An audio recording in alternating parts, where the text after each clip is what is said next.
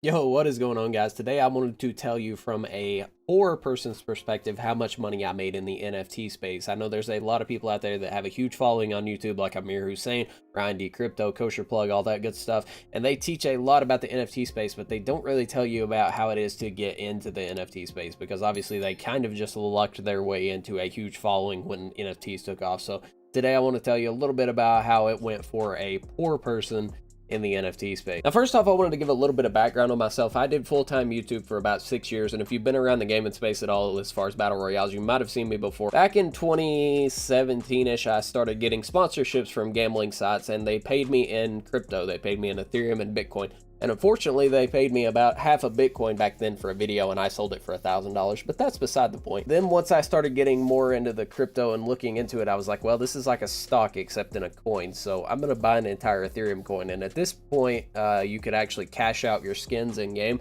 for a Ethereum or Bitcoin or Litecoin, I think.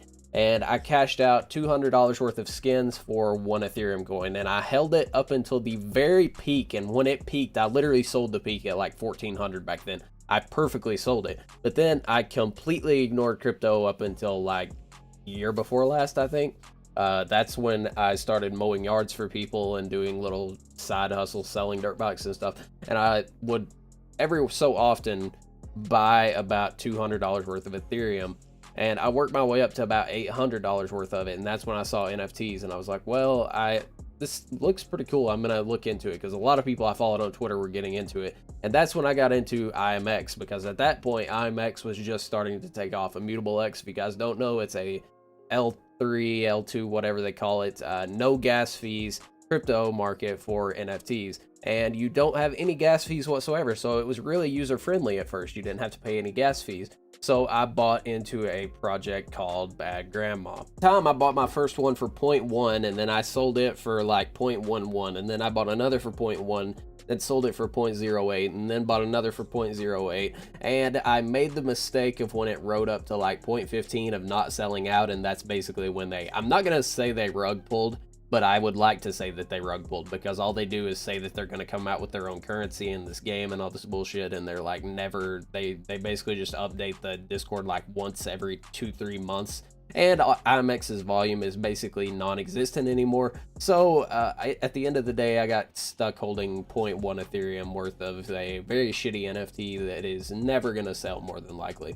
After that, I moved over to OpenSea, and OpenSea is the big boys game of NFTs. You know, OpenSea has all the gas fees and has all the, huge NFTs that cost a lot more money than they did on IMX. And that is right at the point that Wolf Game took off. And Wolf Game, it went from the people that bought into Wolf Game early made from like $100 to like 100K. It basically overnight, the way the volume worked, because it was the first game that had done that. Well, then all the other games started releasing exact copies of Wolf Game, and I unknowingly bought into Whale's Game, and Whale's Game was the spinoff of Wolf's Game, the same type of contract. I paid 0.07 for one fisherman, which was basically the peak of fishermen, and then you were supposed to get krill each day, which was their currency. And at the time when I first bought it, you were getting like 0.04 Ethereum each day for the krill, which was cool. I thought that, I'll earn my 0.07 back in 2 days plus interest. But unfortunately, I bought in 2 days after it had done release. The people that bought in day one had done accumulated, a couple $1,000s worth of krill, and the whales that had all of that dumped it, making the liquidity pool non-existent, which meant I was stuck holding another bag. And I actually did win a giveaway and won another fisherman, so I actually have 2 of them. They're completely worthless, but they say they're still working on the game too. I mean, everybody, they always say they're still working on it, but at the end of the day, the company behind it made a couple million, and they're not going to do anything with it, you know what I mean? And then that brings us into the Squishy Squad, which is my profile picture on the YouTube channel. That's my boy Bento Boy's actual NFT project, and it has sniping bots, floor bots. You can see when people are minting, who's minting, when the whales buy into projects, all kinds of stuff. He has a ton of bots, and also there's 6.2k holders to the 8,888 supply, so it's really doing well. I bought into it at 0.19. I had actually been watching it forever at 0.1, and then when it started going up, I just FOMO'd in because I didn't want to miss out on it. I got a black hoodie hoodie though, which is actually really desirable, so I'm not worried about it not selling. Other than that, I haven't got into anything except I won a giveaway with Squishy Squad thanks to them, and got a whitelist for Rengoku Legends. I minted it at 0.08 and sold it for 0.17, so I didn't do too bad on that, but it actually peaked out at about half an Ethereum, and I haven't looked at it in a while, but it may be even higher than that. That's just the name of the game, but at least I got some liquidity out of it and didn't, you know, lose out on money. At the end of the day, when it's all said and done, I think I lost about $800 in total between Bad Grandma and Whale's game, $900. And then once I got back into it and got into Squishy Squad and got that whitelist and all that, I'm up to about 0.5 in Ethereum worth of assets. So I spent about 1,800 total, and providing that, you know, Ethereum goes back to what it was originally, I will be at like, you know, 2,000-ish.